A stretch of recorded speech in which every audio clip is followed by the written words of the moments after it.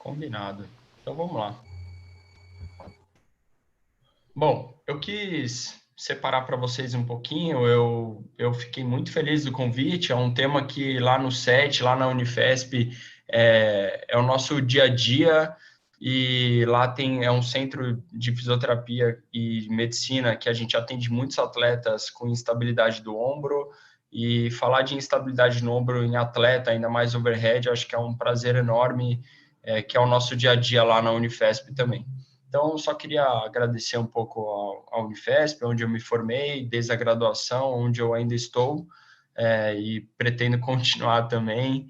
O SET, que é minha segunda casa, que é onde é toda a minha base.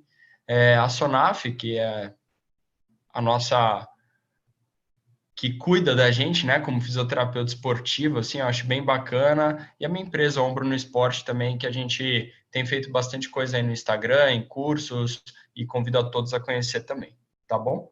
Então, o tema da minha palestra é sobre instabilidade do ombro no atleta overhead. Meu nome é Renato e eu fico à disposição também para dúvidas e questionamentos que vocês forem fazer.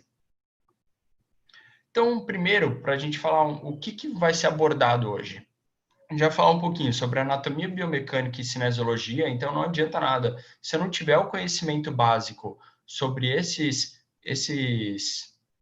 tópicos, eu não vou conseguir falar para vocês exatamente sobre a instabilidade, tá? Posteriormente, a gente vai falar um pouquinho sobre a instabilidade de ombro, vou comentar sobre o tratamento conservador, entrar um pouquinho mais a fundo no tratamento cirúrgico e fazer toda a evolução desse tratamento para que realmente ajude vocês na prática clínica do dia a dia nos pacientes que operam ou que vão tratar a instabilidade com vocês, tá bom?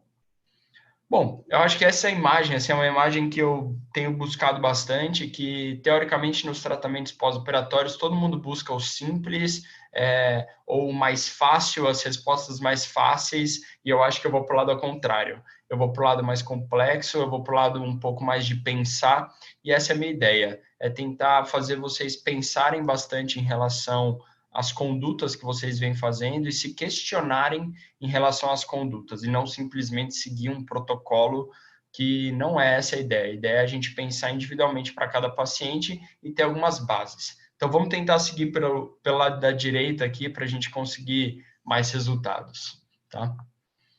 Vamos lá. Para a gente falar de anatomia de ombro, e ainda mais de instabilidade, a gente precisa muito entender a anatomia óssea e toda a conformidade óssea para estabilizar essa articulação. Então, a gente sabe que a articulação do ombro ela é muito instável, né? Anatomicamente, ela já está desfavorecida.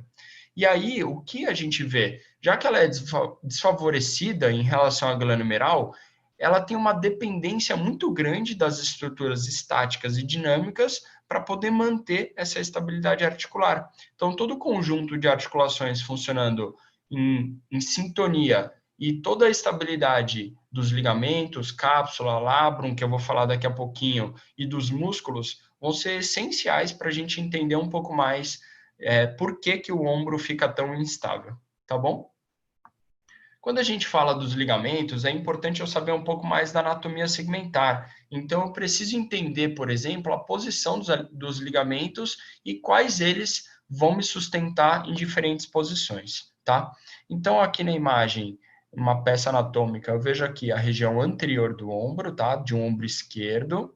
E uma coisa interessante é que os ligamentos no ombro a gente não consegue delimitar tanto assim específico quanto, por exemplo, o ligamento cruzado anterior no joelho, porque o ligamento ele está junto com a cápsula articular e ele é um desdobramento dessa cápsula também. Então, o ombro ele inteiro funciona em conjunto. Dificilmente você vai pegar uma parte isolada, tá bom? Então, esse é o fato mais curioso do ombro. Nessa região aqui, teoricamente, eu teria o ligamento glanohumeral inferior, médio e superior.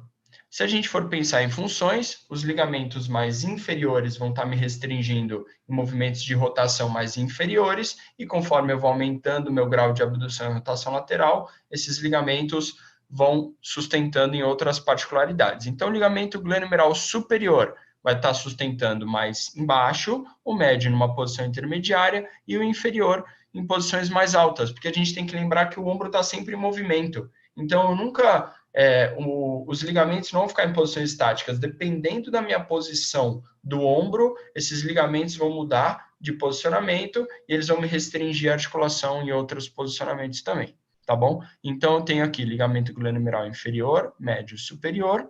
E o curioso é que o ligamento glenomeral inferior, ele tem 3 divisões. A banda anterior, a banda posterior e o recesso axilar. Então, a gente vê que é um complexo ligamentar que ele é bem completo para a gente poder ter bastante estabilidade no ombro, principalmente nessa região aqui axilar, que é que vai proteger a gente dos movimentos acima da cabeça, tá bom? E aqui só para mostrar um pouco da cápsula posterior do ombro. Mas é importante a gente saber a posição dos ligamentos e aonde que eles vão restringir o movimento. Em relação à cápsula articular, então a gente não dá muita bola para ela, mas ela é extremamente importante. Então, essa imagem é bem bonita porque mostra o quanto ela recobre a articulação glenomeral, tá? Então, ela abraça mesmo o húmero e ela é redundante. Então, a gente vê essa parte aqui mais embaixo, redundante, justamente para permitir mais movimento. Se ela fosse muito rígida, muito parada, você não ia conseguir ter tanto movimento articular. Então, os movimentos, eles são permitidos por essa redundância da cápsula articular e a liberdade que os ligamentos dão também. Então, ela geralmente é 2 vezes maior do que a cabeça do húmero. Ela é redundantemente inferior, tá? Nessa região inferior, principalmente, que é o recesso axilar, que a gente chama. Ela tem uma íntima relação com os ligamentos, então não dá para você delimitar eles tão claro assim. Ele é um estabilizador, funciona também a cápsula como estabilizador extremo de movimento, e as lesões na cápsula ela podem diminuir a pressão intraarticular, tá? A pressão negativa. Então, um clássico assim para a gente entender isso, quando o médico vai fazer uma cirurgia por artroscopia, quando ele vai entrar com os aparelhos, ele vê bastante assim a dificuldade de entrar na articulação do ombro e às vezes até um barulho quando entra, porque existe uma pressão negativa. Então, essa articulação ela é muito bem protegida e muito bem estabilizada, até com uma pressão negativa, para que mantenha-se a estabilidade articular. Tá bom? Outra estrutura muito importante para a gente em relação à anatomia é o lábio glenoidal. Então, ele funciona muito também como um estabilizador dessa articulação, porque a gente sabe que a cabeça do húmero é muito maior que a glenoide, então o lábio glenoidal ele aumenta esse abraço da glenoide no húmero, tá? E vai fazer com que ele tenha uma estabilidade maior durante os movimentos que aconteçam. E aqui também a gente vai ver a importância do cabo longo do bíceps para a estabilização. Então, ela aumenta a área de contato articular em 9 milímetros de superior inferior e 5 milímetros antero-posterior. Ela também aumenta a resistência à translação anterior em 20%, e ela serve como ponto de origem do cabo longo do bíceps. Então, é mais uma estrutura que vai estar presa lá no labrum, que vai para o braço e que a gente vai ter uma estabilidade por ele. Ela é ponto de inserção do ligamento glenomeral médio e inferior e da cápsula articular, tá? Então, dá para entender mais uma vez a importância do ombro em relação a todas as estruturas terem muita ligação entre elas. Então, quando você lesiona uma, você acaba perdendo muita função, porque não é só uma que vai se lesionar, você vai ter uma lesão de um complexo maior. E aí a gente também tem a estabilidade dos músculos, então a gente tem que pensar nos músculos diretos aqui, em relação à articulação glenomeral, que seria o manguito, e todos os restantes de músculos, que seriam os periescapulares, para estabilizar essa articulação. Então a gente tem que pensar na anatomia óssea, nos ligamentos, na cápsula articular, no lábio glenoidal e nos músculos, para poder estabilizar essa articulação, tá bom? Tudo isso para tentar deixar o ombro estável. Porém, o ser humano gosta de ser diferente, ele gosta de praticar esportes e de fazer movimentos e às vezes até se machucar, e por isso o ombro começa a ter uma instabilidade. A instabilidade eu acho que é um grande desafio na fisioterapia, porque quando você tem lesões tendíneas ou você tem cirurgias tendíneas, é uma coisa que você consegue até suturar, você consegue fazer. Agora, em relação à estabilidade, o paciente não chega para a gente com uma sensação de que ele está com dor. Ele não procura a gente falando que tem dor. Ele procura a gente porque o ombro dele sai do lugar. Ou o ombro dele, ele não sente confiança. Ou quando ele vai fazer os movimentos do dia a dia, ele sente que o ombro dele pode sair do lugar. Ele relata um sinal da apreensão, por exemplo. Então, é uma queixa totalmente diferente de um paciente com uma lesão no manguito, por exemplo, que se queixa de dor, tá bom? Então, a queixa do nosso paciente não vai ser dor, vai ser instabilidade do ombro. E como que essa instabilidade é em relação à articulação glenomeral? Ela representa 1 a 2% da população, ela é 3 vezes mais comum em homens, 90% das luxações são anteriores, tá? Isso é bem interessante da gente saber, porque vai ser mais ou menos aonde que a gente vai caminhar para cirurgias. 95% delas são por traumas direto, esse também é um dado muito interessante, porque dificilmente o ombro vai sair do lugar do nada. Então, são raras pessoas, né? Às vezes a gente tem aquelas pessoas que têm uma subluxação voluntária ou movimentos voluntários de mexer a articulação um pouco mais, mas para você ter instabilidade do ombro, essa queixa do ombro ficar saindo do lugar, geralmente você vai ter sofrido um trauma. Então, a gente sabe mais ou menos aonde que a gente vai ter que abordar. Uma outra coisa interessante nessa lesão é que os pacientes com menor idade, ele tem um índice de recorrência muito alto. Então, a gente tem formação do colágeno, que ainda é diferente, a gente tem uma maior exposição desse paciente ou desse atleta. Então, quando você é mais jovem, você se expõe mais a esportes de risco, a movimentos que você vai fazer que vão te expor mais a uma lesão e traumas. Então, isso vai fazer com que você fique mais exposto a ter recorrências também. Pacientes mais idosos ou mais velhos vão ter menos eventos de luxação, porque vão se expor menos, né? Porque são traumas principalmente, e a recorrência vai ser muito menor também, tá bom? Essa taxa, ela começa a diminuir aí por volta de 25, com 30 anos essa taxa chega a 50% de recorrência, então é muito alto ainda, tá? Mas a gente vê uma dificuldade bem grande no paciente que teve a luxação jovem. Então, às vezes, o paciente procura a gente com 40 anos, porém, você tem que perguntar para ele, quando que foi a sua primeira luxação? Ah, minha primeira luxação foi quando eu tinha 17 anos. Com 17 anos, a recorrência dele é muito alta, provavelmente ele evoluiu com uma instabilidade pelo primeiro episódio. Se esse primeiro episódio fosse com 30, 35 anos, a recorrência seria muito mais baixa e o tratamento possivelmente mudaria também. Então, como a gente falou, a gente tem os mecanismos traumáticos, tá, do ombro, que a gente vai falar mais para frente, mas a gente tem que entender também uma microinstabilidade, ou uma instabilidade do atleta overhead. Porque o atleta overhead, vários esportes, ele vai estar recebendo traumas que podem combinar uma luxação, porém, ele também vai estar fazendo movimentos excessivos no ombro, que podem fazer com que ele tenha uma instabilidade adquirida, tá? Então, é uma instabilidade que não é franca, ele não fica luxando o ombro, mas esse ombro acaba tendo uma conformidade com mais movimento e faz com que esse maior movimento tenha outras lesões associadas, por exemplo, as lesões de manguito, tá bom? Então, para isso, a gente precisa entender um pouco a cascata do ombro do arremessador. Eu vou citar aqui, porque também é uma outra aula super extensa que a gente pode falar em um outro momento, tá? Mas o mais importante é entender que esses atletas vão evoluir com microinstabilidade, que é diferente da instabilidade franca. Então, em relação à cascata do ombro do arremessador, só para dar um panorama geral, por esses microtraumas repetitivos, então o atleta ficar fazendo movimento de aceleração e desaceleração muitas vezes, ele vai ter contraturas capsulares posterior inferior e vai evoluir com um déficit de rotação medial, que é o GIRD. Essa alteração do centro vai fazer com que o manguito e o labrum fiquem mais expostos à lesão. Então, essa instabilidade do atleta overhead, ela não é direta, ela é indireta e está muito associado principalmente com as lesões labrais e do manguito, e vão fazer com que essa articulação fique mais instável ainda, tá bom? Então, é diferente do trauma direto, é uma lesão indireta que ele vai ter de outras estruturas. Os mecanismos de lesão.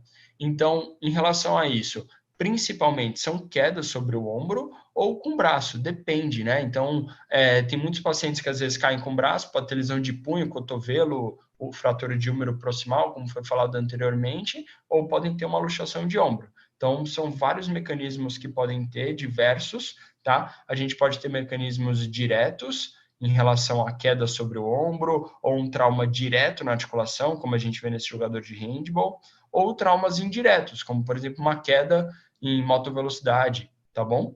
Ou com a mão estendida, no caso de um esporte que ele precise se jogar para pegar uma bola ou para fazer um movimento específico, tá bom? Então, a gente vai ter traumas diretos na articulação ou um pouco mais distantes também. Geralmente, nos atletas, ele é causado por trauma direto, tá? Não indireto, e o contato físico ou uma queda sobre o braço estendido é uma das principais causas. Ele é mais comum, novamente, em indivíduos jovens, tá? Ou atletas menores de 28 anos. Então, é mais ou menos o perfil do paciente que a gente vai atender. É um cara abaixo de 30 anos, geralmente mais próximo dos 20, tá? E que vai ter um esporte de preferência que utilize o membro superior, ou como queda, ou como arremesso.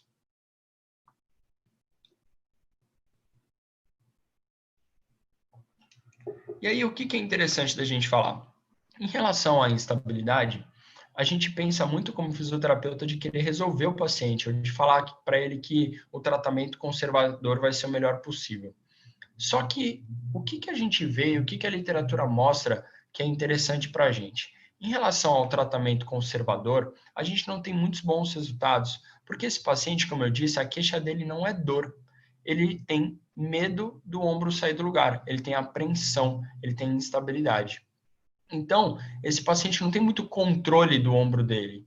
E ele acaba perdendo algumas funções conforme o tempo vai aumentando. Então, o pior paciente para a gente é aquele que tem a luxação de ombro por volta de 20 anos, não realiza nenhum tipo de tratamento e depois procura a gente com 40, por exemplo. Porque esse paciente evoluiu com um déficit muito grande durante muito tempo e aí ele começou a ter outras lesões, por exemplo, lesões associadas como artrose no ombro, mesmo de forma precoce. Tá bom? Esse estudo aqui ele mostrou uma coisa interessante. Então, ele comparou força e amplitude de movimento em pacientes que não tinham instabilidade do ombro e que tinham instabilidade do ombro. Eles queriam ver isso sem fazer tratamento cirúrgico, tá? O paciente só tinha instabilidade, não tinha realizado nenhum tratamento, para saber o que tinha de diferente nesses pacientes. O que ele viu? Então, se a gente for acompanhar aqui, ó, amplitude de movimento de rotação medial. Nos pacientes que tinham lesão, em média, 69 graus. Nos que não tinham lesão, 81. Rotação lateral, 84 para lesão, 104 para não lesão. Força dos rotadores mediais, 8,8 para quem tinha lesão, 11,4 quem não tinha. Rotadores laterais, 8,7 para quem tinha lesão, 10,5 para quem não tinha.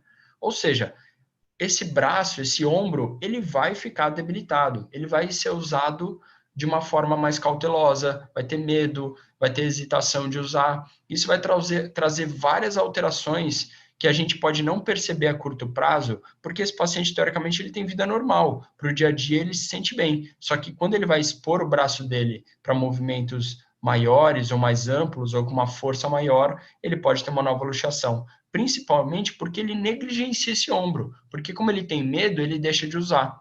Se ele deixa de usar, ele perde amplitude de movimento e força. Isso a longo prazo vai ser terrível para o ombro dele. Por isso que o tratamento conservador costuma não ter bons resultados, tá bom? Isso a gente está falando de pessoas com instabilidade que não necessariamente são atletas. Agora, quando a gente fala em relação ao tratamento conservador, no início se falava muito em relação a, por exemplo, colocar uma tipóia para tentar cicatrizar esses ligamentos que foram lesionados, tá? E a gente vai ter que ter um cuidado muito grande, porque antigamente se fazia várias tentativas, né? Então, uma tentativa com uma tipóia de abdução, porque lembra que os ligamentos eles estão mais ativos em rotação lateral, então aqui teoricamente seria para aproximar um pouco mais as bandas dos ligamentos, para ele conseguir uma cicatrização melhor. Porém, essa revisão sistemática mostrou que não há benefício em utilizar a tipóia, tá? Com mais de uma semana, por exemplo, em pacientes jovens. Ou seja, a tipóia é muito mais analgésica do que cicatricial. Então, infelizmente, a gente não vai conseguir ter uma cicatrização desse tecido e ele vai evoluir com uma lesão. Agora, se ele vai evoluir com instabilidade ou não, a gente não sabe, mas que ele não vai conseguir cicatrizar, não vai, tá? Teoricamente, a imobilização e rotação externa pode promover algum benefício clínico, tá? Porém, não muda a taxa de recorrência. Isso é o mais importante. Então, o paciente pode se sentir melhor, porém, se ele se expor a algum movimento mais brusco, ele vai luxar o ombro da mesma forma, tá bom? Então, colocar uma tipóia nele não vai ajudar muito, tá bom? E aí, eu tinha falado em relação a principalmente pacientes que têm essa primeira luxação e que não são atletas. Quando a gente está falando de atleta especificamente, por exemplo, esse estudo prospectivo é bem interessante, ele mostrou o retorno ao esporte desses atletas que tinham instabilidade. Então, eles avaliaram 45 atletas com segmento de 2 anos, tá? E o que eles viram? Que quando o paciente tinha uma lesão, né, tinha um trauma e tinha uma luxação do ombro ou uma subluxação, 73% deles retornavam ao esporte com 5 dias. Até aí você fala, nossa, então é ótimo. Se o cara luxou, 73% volta a fazer o esporte. Ok. Só que desses, somente 27% retornavam ao esporte e completavam a temporada sem ter novos episódios. Ou seja, se durante a temporada esse atleta teve luxação do ombro ou uma subluxação, a chance dele ficar tendo vários outros episódios durante a mesma temporada é muito grande. Isso, como eu tinha dito anteriormente, vai causando lesões associadas. E aí a gente vai pegar, ao invés do paciente com uma lesão só que ele teve, ele vai ter várias luxações e vai ter uma lesão muito grande e às vezes ele vai comprometer muito o resultado dele, porque ele teve um histórico muito grande de luxações nesse ombro, tá bom? Então, ter luxação durante uma temporada, por exemplo, tem um risco muito grande dele continuar tendo novas luxações. Por isso que o tratamento conservador não tem muitos bons resultados, tá bom? E aí, geralmente, o tratamento cirúrgico que vai mandar nesses casos. Uma outra coisa que é importante, então, nos pacientes que tiveram o primeiro episódio traumático de luxações, os homens são 3,2 vezes mais expostos, né, a ter essa lesão. Então, ser homem é pior para a luxação do ombro. Abaixo de 40 anos também é pior, tá? Então, pacientes acima de 40 anos e que tiveram um trauma como luxação, teoricamente eles vão evoluir de forma muito melhor do que pacientes abaixo de 40 anos. E a frouxidão ligamentar também aumenta um pouco mais o risco de instabilidade nesses pacientes. Esse aqui é um score que chama ISIS Score para a escolha de cirurgia, tá? Ele é utilizado, mas eu trouxe aqui ele muito mais para a gente entender um pouco do que a gente vai determinar em relação ao tratamento cirúrgico, em relação ao tratamento conservador e qual o tratamento cirúrgico que ele vai fazer. Então, por exemplo, se esse paciente tem menos do que 20 anos ou mais do que 20 anos, vai mudar a escolha, certo? Porque abaixo de 20 anos a gente sabe que a recorrência é muito grande. Acima de 20 anos, por exemplo, paciente com 30, eu posso até pensar num tratamento conservador ou numa cirurgia menos invasiva. Esporte. Vamos dizer que esse paciente ele tenha um esporte recreacional ou não faça atividade física. Concorda que eu posso mudar meu prognóstico em relação ao tratamento? Ou se esse paciente ele é competitivo, ele é um atleta profissional, a chance dele se expor é muito maior, então isso vai mudar a minha conduta cirúrgica também.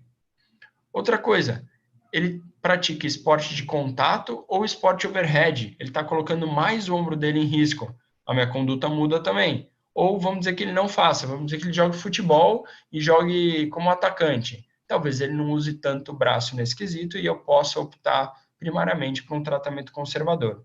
Mas esses 3 primeiros tópicos são os mais importantes, os outros são em relação à frouxidão ligamentar e à gravidade da lesão, tá? Isso vai depender principalmente do número de episódios que ele teve. Porém, entender a idade, se o esporte é recreacional ou competitivo, e se esse esporte é de contato, overhead, ou não é de contato, é o que vai determinar se esse paciente vai ser encaminhado por um tratamento conservador ou cirúrgico, tá bom? E do cirúrgico, quais escolhas ele vai fazer? Ele pode somente fazer um reparo dessa lesão, que seria um reparo da lesão bancar, ou ele pode optar por uma cirurgia mais agressiva, que é a cirurgia de bloqueio ósseo, que a gente também vai falar. Em relação ao tratamento cirúrgico, então a gente tem a lesão de Bankar, que é aquela lesão antero-inferior. Então lembra que o ligamento glenohumeral inferior ele está inserido aqui, e quando você está com o braço em abdução e rotação lateral ele está mais exposto?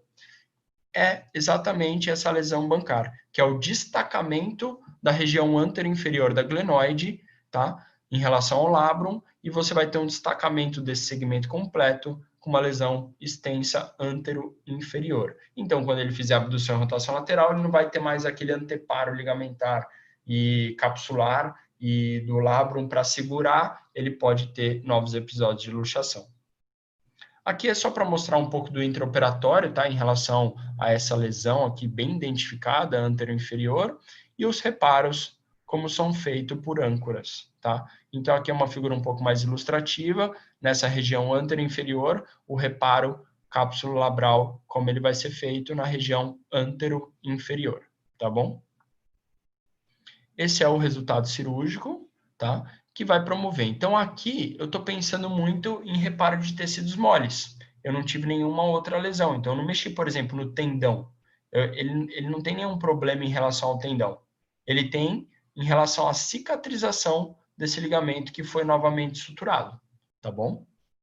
E aí, o que a gente vê? Então, imagina o seguinte, eu vou voltar aqui porque eu não gosto de protocolo, eu gosto da gente fazer pensar um pouquinho. Então, vamos pensar assim, se ele não teve nenhum tendão operado, teoricamente, ele não tem nenhuma alteração de amplitude de movimento articular, está tudo livre. Ele teve uma lesão cápsulo-ligamentar.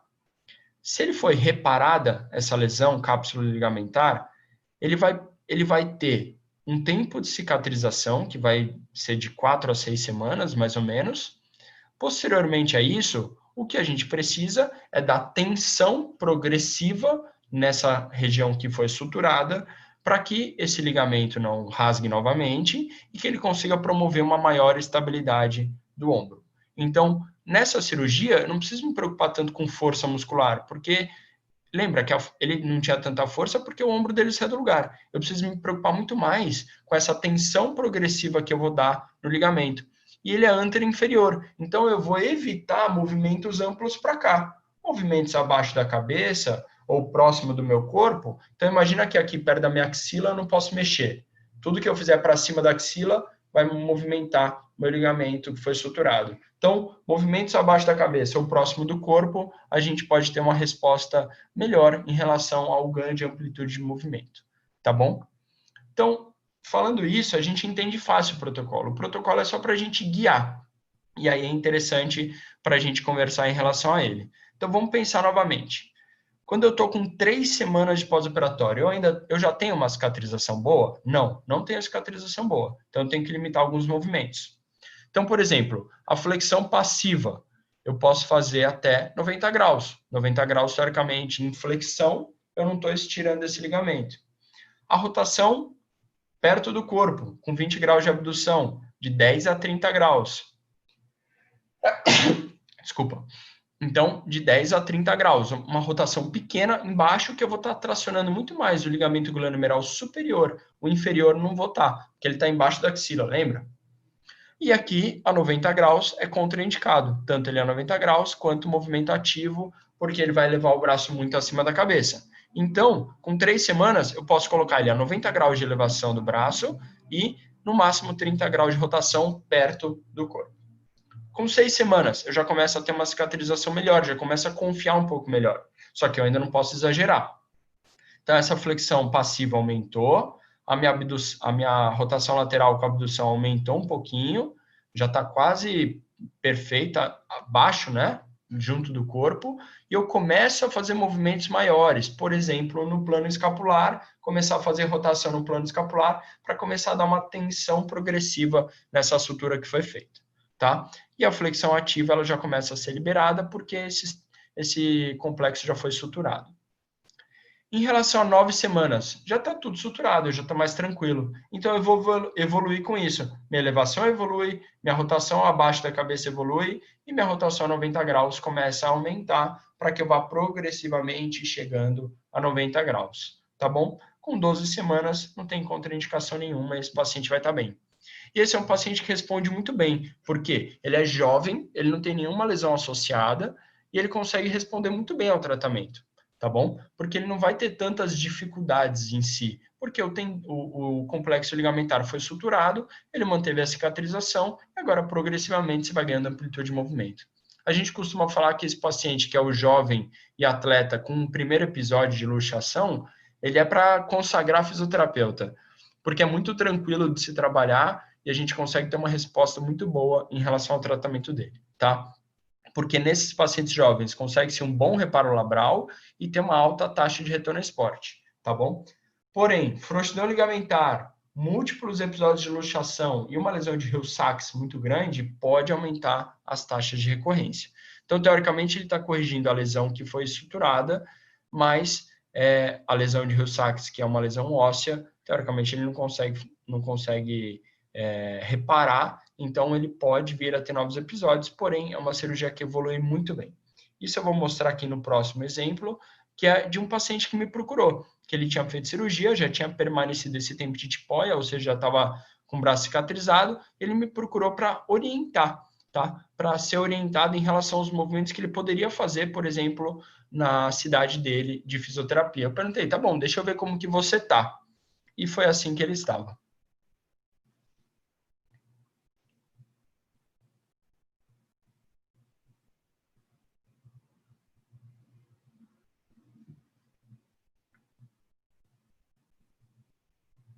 Então dá para notar que é um paciente que está praticamente normal, a amplitude dele está ótima, porque ele fez uma sutura boa, ele praticamente não tem restrição de movimento e a reabilitação dele, se eu fizer de uma forma progressiva em relação aos exercícios, ele vai evoluir muito bem. Então, esse é uma lesão de bancar em paciente jovem, tá? Agora, aquele outro tratamento cirúrgico, que é a lesão do Bristol, que é a cirurgia de Bristol-Latarjet, tá? Que vocês podem encontrar na literatura, ou como bloqueio ósseo. É uma cirurgia um pouco mais invasiva, tá? Então a gente tem que ter alguns cuidados um pouco maior em relação a isso. Lembra que ela vai ser indicada principalmente para aqueles atletas que praticam esportes de contato e que têm vários episódios de luxação, que daí as lesões são muito grandes e somente o reparo, o cápsula Brown, não vai ser suficiente. Então, como que é feita essa cirurgia? A gente tem aqui o tendão conjunto, que é peitoral menor, coracobraquial e bíceps cabeça curta. Esse tendão conjunto, ele está preso no processo coracoide e ele vai ser retirado junto com o processo coracoide, esse tendão conjunto, e vai ser transferido para a região antero-inferior da glenoide, tá? E vai ser fixado com parafusos. Isso vai ser feito para aumentar a borda da glenoide, então vocês veem o aumento da borda glenoide, e principalmente o efeito do tendão conjunto, que é um efeito que a gente chama de efeito sling, que é quando ele faz a abdução e rotação lateral, esse tendão conjunto vai estar na frente do ombro e vai servir de um anteparo para que ele não tenha novos episódios de luxação, tá bom? Em relação a essa cirurgia, então, o que a gente precisa entender? Aumento de superfície da glenoide, o efeito sling, que esse é o principal, tá? Só que nesse caso, da relação anterior, que a gente falou da sutura cápsula labral, a gente vai esperar a cicatrização de tecido mole. E aqui a gente precisa esperar a consolidação óssea, porque é osso com osso, tá? Então é um outro tipo de consolidação. E a gente tem que tomar cuidado com os exercícios resistidos para o músculo do tendão conjunto. Então, eu não posso fazer exercícios principalmente com braço, de pronospinação, flexo-extensão de cotovelo, com resistência, porque eu posso mexer no tendão que está preso no enxerto. Diferente daquele paciente que eu tinha feito só o reparo labral e que eu poderia fazer movimentos de braço, porque eu não tinha mexido em nada além do complexo cápsulo labral. Tá bom? Então, em relação a essa cirurgia de bristolatagia, ela tem um excelente resultado nos pacientes, só que tem uma complicação. O déficit de rotação lateral, geralmente, ele fica em torno de 10%. Tá? Lógico que tem pacientes que vão evoluir super bem, não vão ter déficit nenhum, mas ele vai ter um bloqueio articular um pouco maior por causa da mudança da anatomia. Então, a gente pensa que a lesão, a cirurgia de bancar, ela é uma cirurgia anatômica, tá? Reconstruindo a anatomia do paciente. Essa cirurgia, ela é não anatômica, tá? Então, vai fazer com que essa alteração de movimento possa acontecer nos pacientes. E por que vai acontecer essa alteração de movimento? Então, imagina que para ele chegar com esse enxerto, né, que estava no processo coracoide, lá dentro, na articulação, ele vai ter que abrir o subescapular. Então, ele vai ter que abrir uma fenda no subescapular, colocar esse enxerto lá, parafusar, e vai ter que fechar o subescapular. Então, vai formar um tecido fibrótico no subescapular, que a gente sabe que ele é um rotador medial. Então, ele pode perder um pouco da rotação lateral por essa cicatrização do subescapular e por você ter um enxerto passando ali no meio do músculo também. Então, essa cirurgia, ela promove uma excelente estabilidade, porém pode perder um pouco de movimento. E aí, o que vai dar bastante estabilidade é esse efeito sling do anteparo do subescapular junto com o tendão conjunto que foi colocado na região anteroinferior, tá bom? Então, quando ele abre o braço, vai ficar bem nessa posição que vocês estão vendo aqui à direita, do efeito sling fazendo o papel dos ligamentos do ombro. E aí, em relação ao protocolo, vou voltar aqui de novo para a gente falar. Vamos pensar. Agora, eu não mexi em nenhum tecido mole, eu mexi no osso. Eu peguei um pedaço de osso, coloquei lá na glenoide e esperei consolidar. Então, enquanto está esperando consolidar, lembra que tem o tendão conjunto, eu não vou poder fazer movimento com o braço, de força, tá? Tem que fazer só coisa passiva para não tensionar esse enxerto. Porém, novamente, o manguito, por exemplo, não foi afetado. Só que aí, essa cirurgia, ela dá uma segurança um pouco maior para a gente do que a cirurgia de bancar, porque o tecido mole, quando ele é suturado, você não consegue ter uma certeza muito grande que esse tecido não vai rasgar, por exemplo. Agora, com essa cirurgia de Bristol ou Latarjet, quando o médico faz a incisão com os parafusos do osso lá na glenoide e a gente tem uma boa consolidação óssea, a gente tem muito mais segurança de mexer, porque a consolidação óssea dá muito mais tranquilidade e firmeza. Então, é um paciente que você vai mexer o braço, você vai sentir uma rigidez um pouco maior dele, justamente pela consolidação óssea e pelos parafusos que estão ali na glenoide. Então, é uma cirurgia que, por um lado, ela restringe mais, mas ela dá mais segurança para a gente mexer com o paciente de forma precoce. O paciente que fez a lesão de bancar, eu vou ter mais medo de mexer, porque eu não sei como está aquele tecido lá dentro. Essa cirurgia eu tenho menos medo, porque eu sei que ele foi feito uma cirurgia mais restritiva, tá bom? E aí, em relação ao protocolo, eu quero que vocês entendam alguns pontos específicos, que foi o que eu marquei. Nas primeiras semanas, que eu ainda não tenho consolidação óssea, eu não posso fazer movimentos ativos com esse braço, tá? De flexão e extensão de cotovelo, principalmente, ou movimentos amplos. Eu não posso fazer. Então, deixa esse paciente de tipóia, segura ele para ele ter uma boa consolidação óssea. Ele tendo uma boa consolidação óssea, aí a gente começa a ganhar movimento. Então, olha a diferença aqui, ó. Com 4 a 5 semanas, eu já estou mexendo no plano escapular de 0 a 45 graus. Porque como eu tenho uma boa consolidação, eu consigo fazer esse movimento mais livre, tá bom? Aí, com 6 a 9 semanas, eu já começo o fortalecimento muscular, porque não foi nenhuma estrutura tendínea afetada. Então, já fez a consolidação, posso evoluir progressivamente com esse paciente, tá bom? O fortalecimento do bíceps, do peitoral, a gente espera um pouquinho mais, porque ele vai estar lá no enxerto, então eu espero aí por volta de 10 semanas, 12 semanas, para começar o fortalecimento dessa musculatura específica, tá bom? E avançando progressivamente. Então, é um paciente que ele vai ter muito mais dificuldade em relação a um ganho de amplitude total, porém, muito mais segurança de que o ombro dele não vai sair do lugar. Acho que esse é o ponto principal para falar para vocês, essa diferença do bancar para o bloqueio ósseo. E aí, essa é uma cirurgia, então, boa para o paciente com instabilidade do ombro, está associado com menores taxas de recorrência quando compara com a lesão de bancar somente, porém, o bloqueio para a artroscopia parece ser melhor em relação a termos de recorrência, tá bom? Então, olha como esse paciente vai estar. Então, lembra daquele paciente de bancar que, teoricamente, ele foi ganhando movimento mais solto, porque não teve nenhuma restrição, uma cirurgia anatômica. Essa é uma cirurgia não anatômica, então ele vai dar uma restrição maior. Então, dá uma olhada como ele estaria em 6 semanas, por exemplo. Olha como a elevação dele está boa, não perdeu muita elevação, só que olha a rotação lateral. Você vê que tem um bloqueio no final do movimento, ó. ele não consegue fazer essa rotação lateral. Então, a elevação dele está boa, porque não foi mexido em nada em relação a isso, com 6 semanas, porém ele vai ter uma mudança da rotação bem importante, isso vai atrapalhar bastante o nosso paciente quando for ganhar movimento. O problema da cirurgia é rotação lateral. Você vai trabalhar no começo até o final da reabilitação, ganho de amplitude e rotação lateral. Olha como está a evolução desse paciente, com 8 semanas. Você vê que a elevação vai muito bem, porque essa cirurgia não tem nenhuma interferência nos movimentos mais retos do ombro. Agora, a rotação continua travada. Então, é um paciente que evolui em vários parâmetros, porém a rotação ela vai ter uma dificuldade bem maior, tá bom?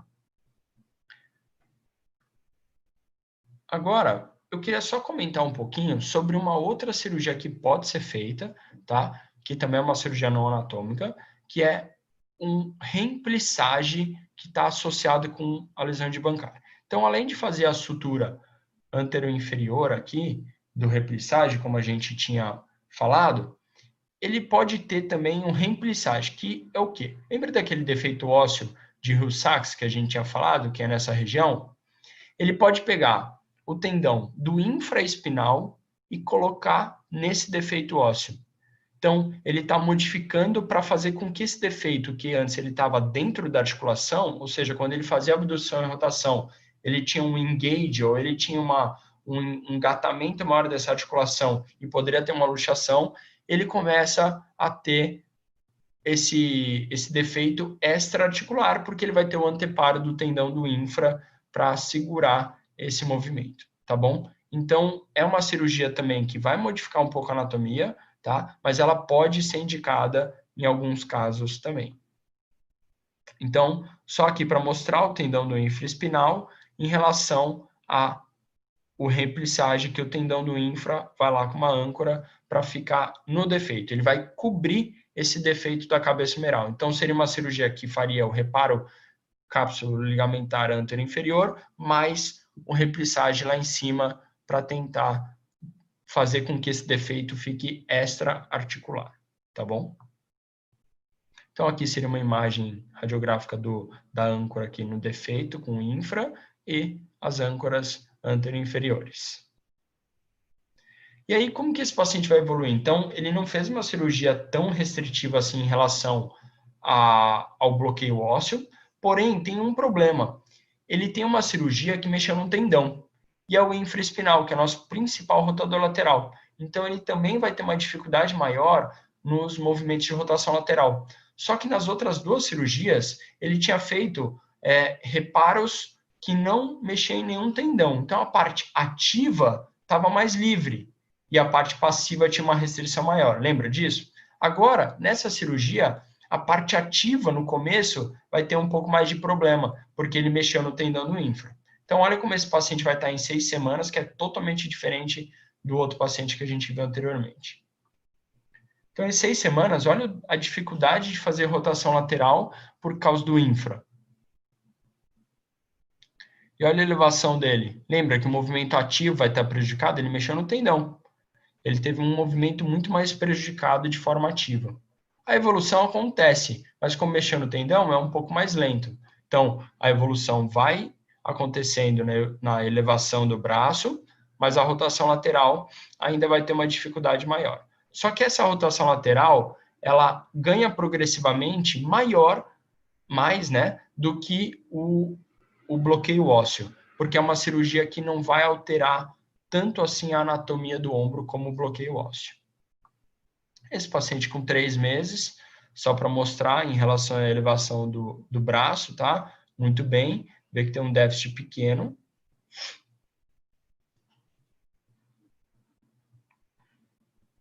E agora ele vai mostrar as rotações também para a gente ver. Acima da cabeça.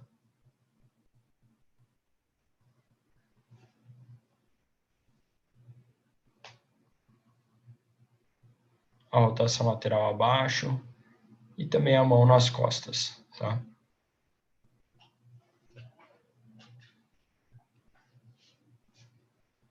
Então, esse paciente evolui bem, mas o problema para ele é o começo da reabilitação por causa do infra.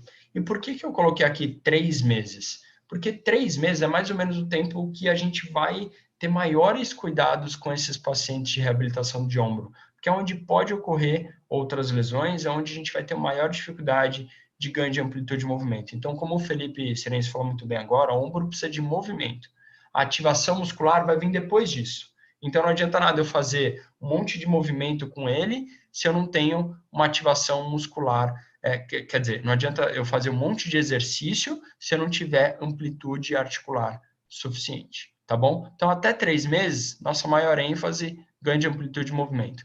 Depois de 3 meses, a gente vai pensar em exercícios mais rebuscados por esses pacientes, tá bom? E aí eu vou mostrar um pouco das condutas. Eu sempre gosto de colocar aqui um sinal comparável para a gente poder ver a evolução, então tirar fotos do paciente, mostrar esse paciente em algumas posições que eu quero ver dificuldade, por exemplo, ganho de rotação lateral, é importante para a gente ter como comparação, tá? No começo da reabilitação, como recurso analgésico, eu costumo usar bastante terapia manual, tá? Para redução de dor e ganho de amplitude de movimento, pelos movimentos oscilatórios dela, tá bom? Então, isso é uma coisa que a gente utiliza bastante. E aqui alguns exemplos de mobilização articular que a gente pode fazer nesses pacientes, tá? Como um deslizamento inferior ou uma distração lateral para ganho de movimento. E aqui eu vou mostrar um outro vídeo só com uma outra opção de movimento, só que mais ativo do paciente, tá? Que seria uma mobilização com movimento. Então, terapia manual no início do pós-operatório vai ser de grande valia para mim e eu vou conseguir usar bastante nesses pacientes para ganho de amplitudes de movimento, tá bom? Nessa fase inicial, então, meu objetivo é controlar essa fase inflamatória e álgica, tá? Principalmente pensando na cicatrização ou do tecido mole ou do osso, tá? Da consolidação óssea. A gente vai tentar restaurar a amplitude de movimento passiva e ativa. E nessa fase que eu ainda não tenho muito movimento, eu posso fazer bastante exercício de conscientização corporal, para ele conseguir evoluir progressivamente nessa conscientização para os exercícios que eu vou fazer em seguida, tá bom? Ativação muscular de alguns segmentos, como eu vou mostrar para vocês. Então, uma opção fácil seria eu fazer exercícios escapulares no ângulo de proteção, com os braços baixos, eu consigo fazer exercícios escapulares. Ou em cadeia aberta, como eu mostrei anteriormente, ou em cadeia fechada, exercícios de consciência de movimento escapular.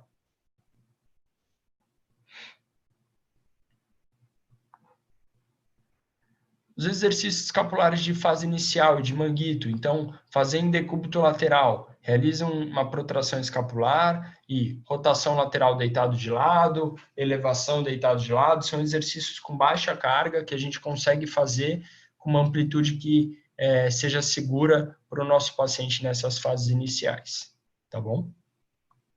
Ou evoluir com aqueles exercícios escapulares, né? Então, ao invés de fazer ele só parado, agora eu colocar um pouco mais de movimento também. E aí eu não só trabalhar abaixo da cabeça, como ir evoluindo progressivamente com ele, por exemplo, aí a 90 graus.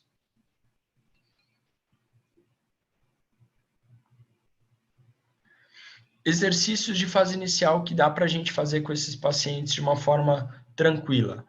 Serrátil anterior, por exemplo, cadeia cinética aberta, fazendo movimentos com uma amplitude tranquila e que eu comece a ativar um pouco mais essa musculatura que ele vai precisar, ou em cadeia cinética fechada, dando mais mobilidade torácica, dando mais ativação desse músculo em cadeia cinética fechada.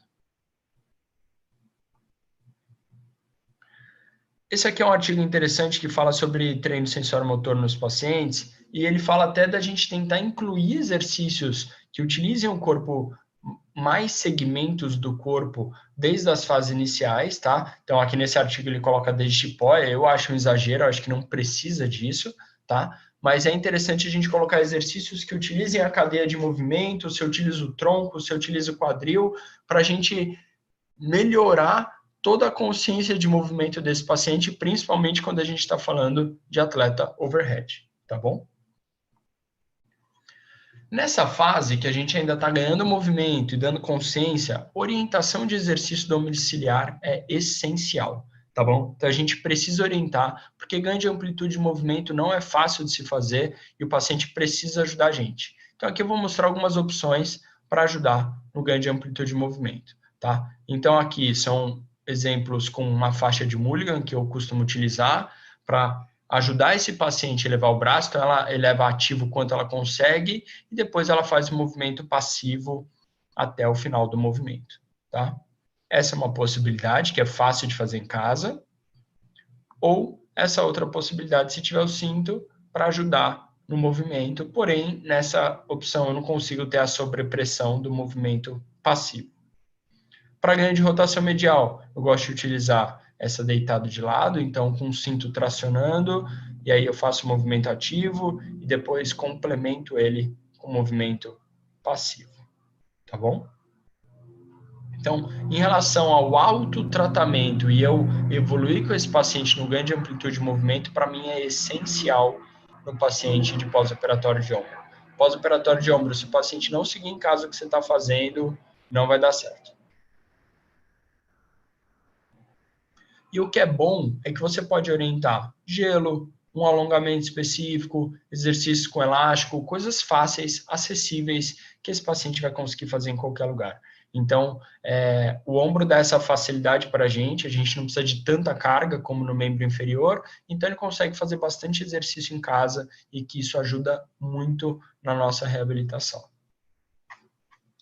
Passando por uma fase mais intermediária, então eu começo a sair, eu consigo já restaurar melhor a minha amplitude de movimento, tá? E agora o meu objetivo maior é começar a dar um pouco mais de força e estabilização para esses músculos, tá? Uma coisa bem interessante que eu gosto bastante é trabalhar a cadeia cinética fechada e o treino sensório-motor para ir evoluindo e dando maior estímulo para esse ombro, tá bom? Então, nessa fase aqui, alguns exemplos de remada que a gente pode utilizar: remada baixa, uma remada mais alta, para exercícios escapulares. Exercícios de manguito rotador, agora eu saí deitado, eu estou em pé, fazendo de forma bilateral, para tentar dar um estímulo maior para essa musculatura também.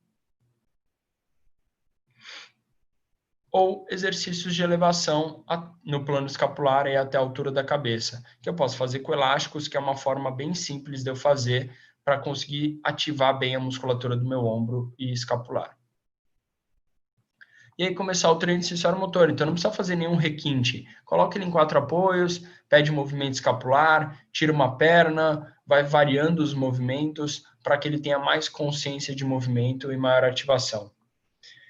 Eu gosto de utilizar bastante o Body Blade, que é esse dispositivo de oscilação, porque ele me permite usar a estabilidade dele em várias posições, com o ombro mais baixo, na flexão anterior, em abdução, acima da cabeça, com movimento. Então, ele me promove uma boa ativação muscular e uma boa estabilidade em diferentes posições do membro superior.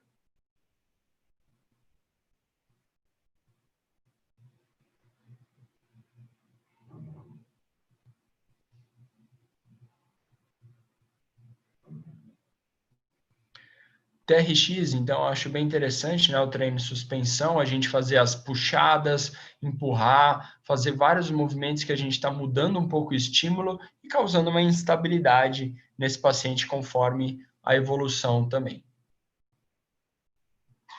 Em uma fase mais avançada, eu já vou pensar muito mais em reequilíbrio muscular, então já tem uma boa função, uma boa amplitude de movimento. Eu vou começar a colocar exercícios multiarticulares, fortalecimento excêntrico e avançar com o meu treino de sensório motor. Então, aqui são alguns exemplos para vocês de movimentos em cadeia, que eu posso começar a incluir, principalmente para os atletas arremessadores, e evoluir com o meu treino de sensório motor. Então, as pernas já estão lá para trás, agora eu vou começar a movimentar os braços, tirar uma perna, tirar outra. Então, várias opções de movimento que a gente pode ter em relação à variação de exercício, que aí também vai dar a criatividade de cada um, tá bom?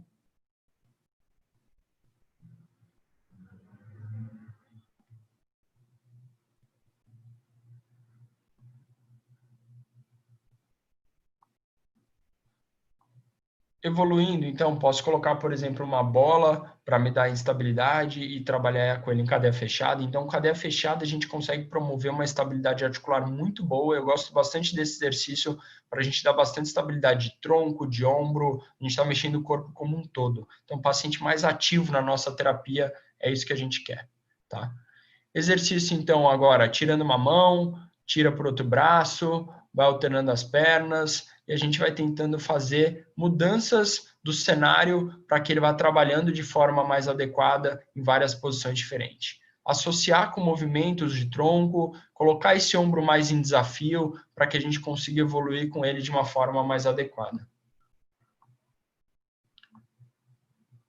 Então, o body blade, como eu mostrei agora, fazendo um pouco mais em cadeia, então associando agachamentos, movimentos acima da cabeça, como se fosse um arremesso.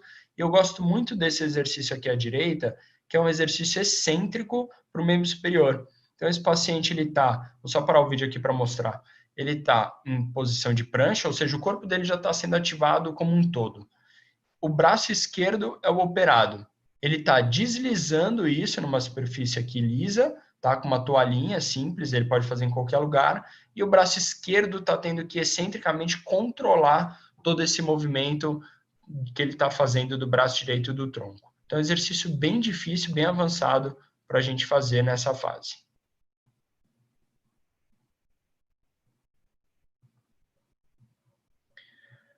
Como retorno ao esporte, então, objetivo, complementar com exercício de musculação. Então, o atleta nessa fase já vai estar fazendo musculação associada para o fortalecimento mais segmentar do ombro, do tronco, peito, costas, tudo.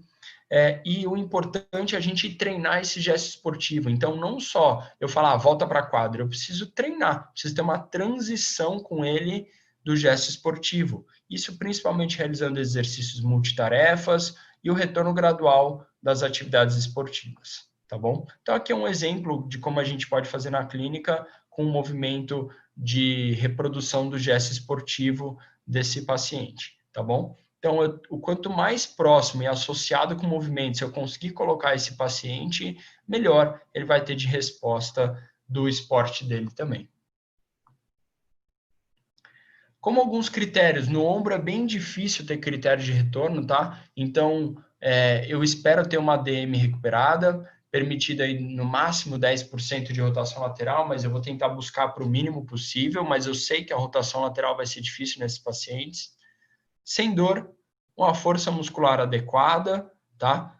Isso aqui é muito importante, sem queixas de subluxação ou teste da apreensão positivo. Então, se você operou e esse paciente, lembra que a queixa dele não era dor, era instabilidade, ele continuou com receio de mexer o braço, talvez ele ainda não esteja pronto para retornar ao esporte, tá bom? E aqui eu vou mostrar uma escala do ombro desportista que a gente costuma utilizar, que é uma escala de subjetividade em relação ao desempenho esportivo, força, intensidade, que é bem bacana, que a gente utiliza também, tá bom? Em relação à estabilidade e amplitude de movimento, você faz um score para ver se ele está também como um dos critérios para retornar ao esporte. Agora, de retorno ao esporte, uma coisa que é interessante é o seguinte, será que esses atletas que operam, tanto da cirurgia de Latarjet quanto de bancar, eles conseguem retornar ao esporte no mesmo nível? Então, dá uma olhada. A taxa de retorno geral ela é de 88%, é uma taxa boa, porém, só 72% no mesmo nível.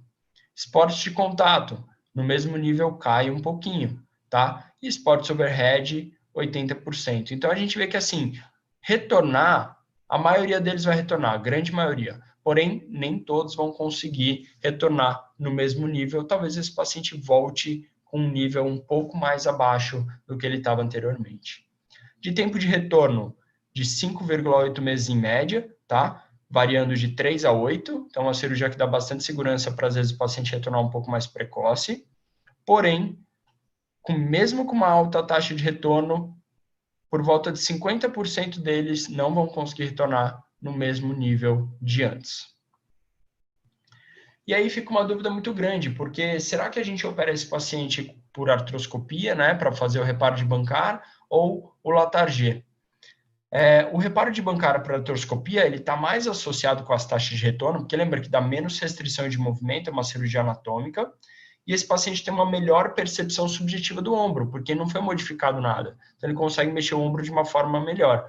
O paciente que fez bloqueio, ele vai sentir uma restrição um pouco maior dessa articulação, tá? Porém, a cirurgia de bancar, ela está associada com maiores taxas de recorrência das luxações e esportes de contato ou overhead possuíram as taxas mais baixas do que os outros, tá bom? E aí a gente vai ficar se questionando. Então, eu quero um retorno ao esporte com uma qualidade maior, ele vai fazer uma cirurgia de bancar, somente artroscópica. Porém, ele corre um risco de ter recorrência dessa lesão. Ou não, não quero ter recorrência. Então, ele vai fazer a cirurgia de Latarjet, por exemplo, que é de bloqueio ósseo. Porém, ele não vai ter mais luxação do ombro, uma incidência muito baixa, só que talvez ele não consiga retornar ao esporte no mesmo nível. Então, a gente tem que colocar na balança o médico, o fisioterapeuta, o paciente, para entender quais as expectativas dele. Ele quer retornar ao esporte num nível que ele consiga praticar de excelência, mas correndo um risco maior de ter outras lesões, ou ele quer ter essa segurança maior de não ter lesão, só que ele pode prejudicar um pouco o nível esportivo que ele estiver jogando. Essa é uma questão da literatura que ainda está bem presente e acho que com o passar do tempo a gente vai conseguir responder isso de uma forma melhor. Eu espero ter contemplado aí o que foi passado para mim, para falar um pouquinho da instabilidade do ombro nos atletas overhead. Eu fiquei muito contente de poder falar aqui com vocês hoje. Quero agradecer demais toda a equipe do GEL, professor Flávio também. Deixo aqui meus contatos, então, esse aqui é meu Instagram, Ombro no Esporte, o grupo no Telegram, no YouTube. Eu tenho minhas redes sociais bastante ativas aí para tentar ajudar vocês também em promoções de cursos, de palestras e conteúdo para poder ajudar tanto o paciente quanto os fisioterapeutas que estão acompanhando a gente. Quero agradecer muito mais e fico à disposição para as perguntas também. Muito obrigado, doutor Renato. Nós vamos continuar agora para as perguntas. As perguntas chegaram no chat do YouTube, que é por onde está sendo transmitido. A sua tela ainda está compartilhada. Verdade. Pronto. Chegou a seguinte pergunta do Nilson. Ao longo do tempo, por conta do constante impacto, mesmo que seja forte ao ponto de traumático, atletas de boxe ou MMA podem desenvolver instabilidade, que não são esportes overhead, mas eles podem desenvolver?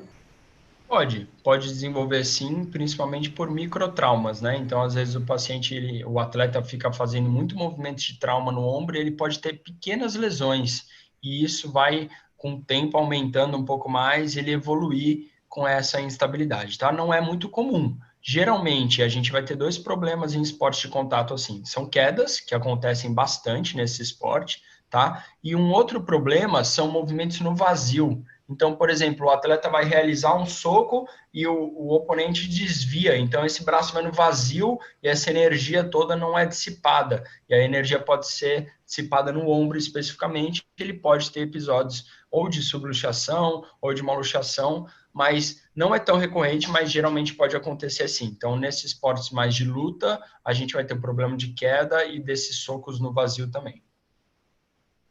Ele também perguntou se há alguma contraindicação em voltar ao exercício de impacto imediatamente após a luxação e recolocação. Eu acho que assim, aí a gente tem que levar em consideração todos aqueles fatores que eu coloquei na aula. Então, por exemplo, se é um paciente jovem, o cara tem 20 anos e ele teve uma luxação do ombro, colocou no lugar, esperou um pouco, fez fisioterapia, você sabe que ele está com um risco maior. É um esporte de contato, ele é jovem e ele pode ter uma recidiva bem grande. Então, as recidivas para esse grupo é por volta de 90%. Então, é um risco, né? Esse paciente ele pode optar por isso, porém é um risco. Então, assim, lá no ambulatório a gente fala assim, pacientes de luta, geralmente eles são operados e não tentam tanto tratamento conservador, porque está lidando com o risco de vida deles, né? Então, ele errou um golpe ali, ou teve uma queda, o ombro saiu do lugar, ele pode sofrer um golpe e se machucar. Ou, por exemplo, pacientes que vão fazer escalada, vai pular de paraquedas. É um risco iminente de acontecer alguma tragédia. Então, teoricamente, a gente opta mais por esse tratamento cirúrgico nesses pacientes, pelo risco associado do esporte deles, tá? E aí, quanto mais jovem, maior esse risco, quanto mais velho, um pouco menor. Então, se teoricamente esse paciente estiver acima de 30, 35 anos, aí você pode tentar tratar conservador, mas como é esporte de contato, é um pouco mais difícil. O Leonardo perguntou o seguinte: o senhor utiliza quais testes funcionais como critério de alta? E utiliza eles para reabilitação também? Tá. Então, no ombro a gente tem, agora está bem moda, assim, a gente falar de teste funcional, né? Falando bastante coisa do CK-Quest, dos movimentos de rotação de tronco, de arremesso com bola, só que a gente tem que tomar um pouco de cuidado. Então, assim, são testes que reproduzem exercícios, que eu acho que durante a fase de reabilitação é bem bacana a gente utilizar, e eu posso utilizar como critério de retorno. Só que eu não posso me basear no resultado desses testes para afirmar que ele está pronto para retornar ao esporte. Então, hoje, 2020, a gente não tem nenhum teste, zero testes, que me deem uma segurança de critério de retorno ao esporte para um atleta, tá? Eu não consigo ter nenhuma segurança. Eu posso falar que ele melhorou. Ah, ele tinha feito tantos toques no CK Quest e agora ele evoluiu. Ok, ele está melhor. Então, fisicamente, ele está melhor. Porém, isso não quer dizer que ele não vai ter novos episódios. Então, ainda falta muito estudo pela frente. Por isso que eu acho que os testes podem ser utilizados, mas a afirmação que a gente faz com eles, a gente tem que tomar cuidado, porque se a gente não pode afirmar, não pode, estar errado afirmar que eu utilizei um teste funcional para o ombro e esse paciente está pronto para retornar ao esporte. Hoje a gente não tem nenhum. E, para encerrar, tem uma pergunta do Renato. Isso.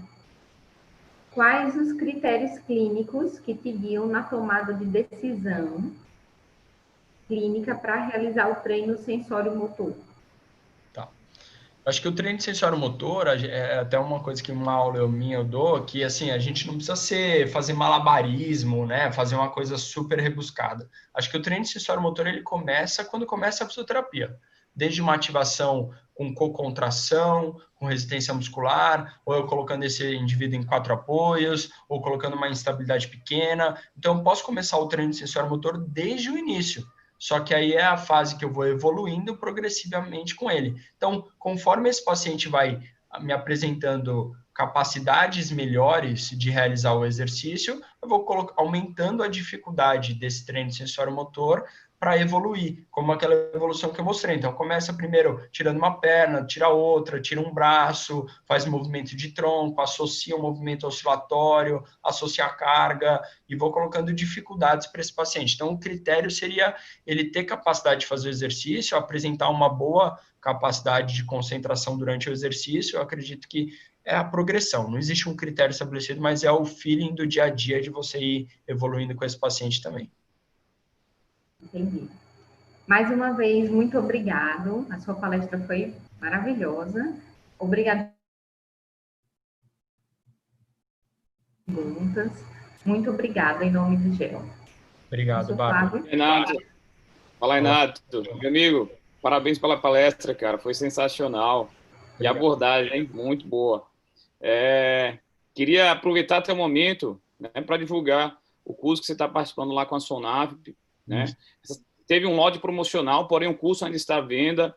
Então, quem não se inscreveu, corre lá no Instagram da Sonaf, no do Renato também, faz a inscrição nesse curso, que está sensacional. Muito obrigado, Renato.